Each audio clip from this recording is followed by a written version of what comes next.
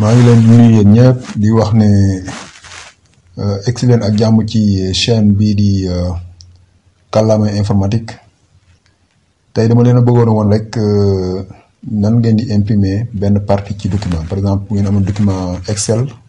wala document Word wala document bu mu mën di doon wala bloc note document bu mu mën di doon daal mën ngeen jël benn partie bu la neexee ngeen imprimer ko te loolu su nekkee ne benn partie boobu ngeen soxla dana leen permettre ngeen mën a économiser encre parce que ku ne xam ne imprimante yu ci lu ci ëpp seen encre yi day am na noo koy jëfandikoo day gaaw a jeex te encre yi léeg-léeg mën na xaw a cher daal loolu moo tax mën naa def vidéo bi pour expliquer leen nan ngeen mën a imprimer benn partie ci document boo xam ne nii par exemple document Excel la wala document Word wala document bloc note wala document PowerPoint moo xam lu mën di doon quoi léegi pour ñu def loolu dañuy ñëw fii par exemple ci document Word bi am na ay texte am na ay lii dama bind ni ay lettres rek pour def benn simulation pour wan leen par exemple bu ngeen amee benn document Word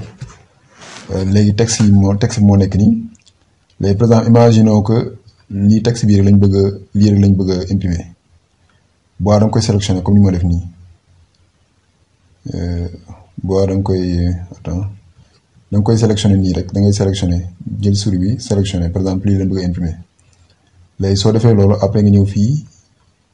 ci bouton bii nii après da nga gis ñu bind imprimer léegi imprimer boo ko demee nga cliquer ci fi mu bind imprimer léegi soo cliquer imprimer am na fii boo leen doo xool toujours moom tout lay jël par défaut maanaam daan la imprimer lépp par exemple document bi mën na yor ay pages yu bari par exemple document bi ma leen wax nii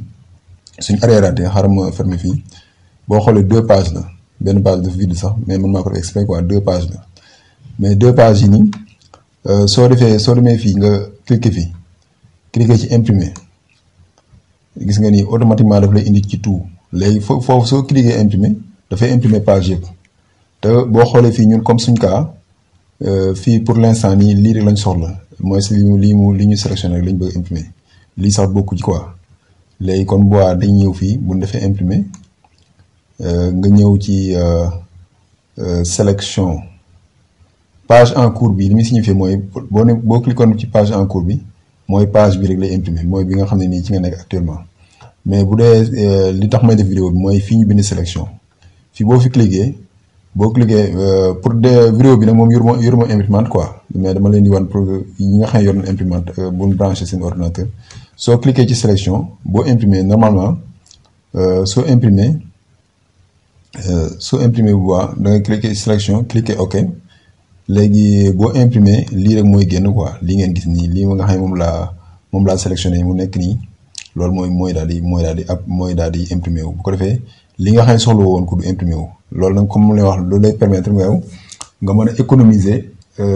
encre ci sa imprimante bu dee Excel fichier Excel par exemple comme nii tamit mën nga def nii nga sélectionner par exemple imaginons celui yi lañ bëgg a imprimer boo da ngay sélectionner comme sélectionner neen ko nii après nga ñëw fii def imprimer boo defee imprimer après moom tamit comme niñ ko gisee nii rek mu defal la tout page wala mu defal la sélection bi ngay choisir toujours sélection bi ngay choisir mooy li nga sélectionné nii après nga xam ne boo cliquer imprimer boo lii partie bi nga gis nii rek mooy génn quoi voilà léegi même bu dee PowerPoint tamit yeneen documents yi yëpp noonu la da ngay sélectionné li nga bëgg a imprimer rek après dem ci imprimer sélectionné waat option bi nga xam ne moom la dindi sélection nii boo ci cliquer rek li nga bëgg moo imprimer wu mooy imprimer wu waaw di wax ne daal loolu laa ñu bëggoon a indil comme information ci vidéo bi nii di leen jaajëfal ñëpp.